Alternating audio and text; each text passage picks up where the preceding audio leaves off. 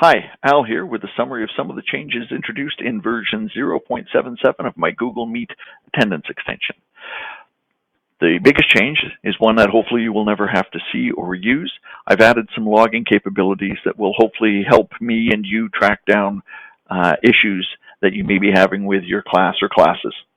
The way that you get to the new logging dialog or logging settings is you click on the gear icon in the bottom right corner of the dialog, and in the settings tab or on the settings tab you will see this new option to generate logs.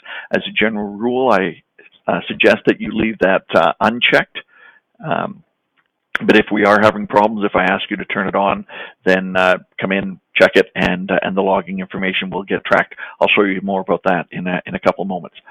Quick reminder while we're here that because we're in the video portion of the Meet, I can click on these checkboxes or fields and nothing will change because we've started the Meet. That's the way things work right now.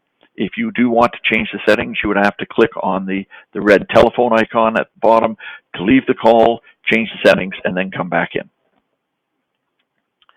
The other change is one that you may have seen, that occasionally you may have one of these dialogues pop up on your screen that someone wants to join your Meet, and you may or may not recognize them. It could be that it's a student who is using their personal email address rather than their school credentials, or it may be someone trying to Zoom bomb your call.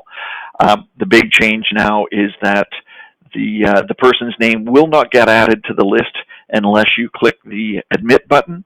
If you click the deny entry button, they won't get added to the list. Previously, I added them automatically when the dialog appeared.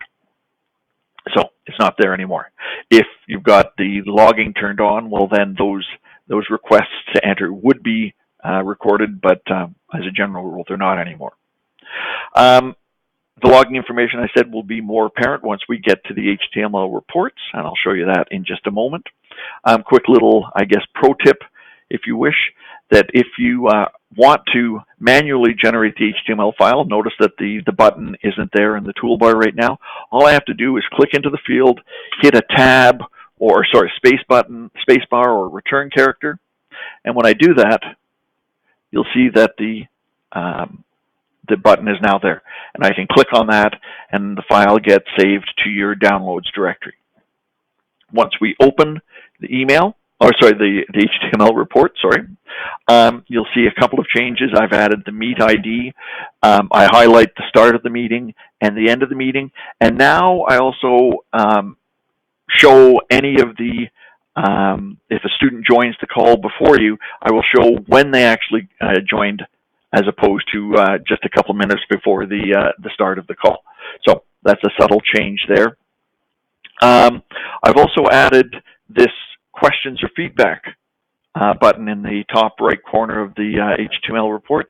If I click on that, it will open up your email application, in my case Gmail, and it will give you a pre-formatted email with my email address in it, the subject already filled in. Of course, you can change those, and then the body of the email. And so please include in the message a description of the problem. If you can get screenshots, that would be really helpful.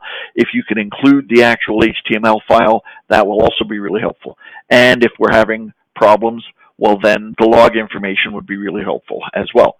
At the bottom of the HTML report, if you've got the logging option turned on, and only if you've got it turned on, you'll see this field, and it will contain information about the settings that you've got enabled, disabled, and then sort of the chronology of your report, or the chronology of the class, when people joined, when things were monitored, and hopefully that will help us debug issues and find a resolution as quickly as possible.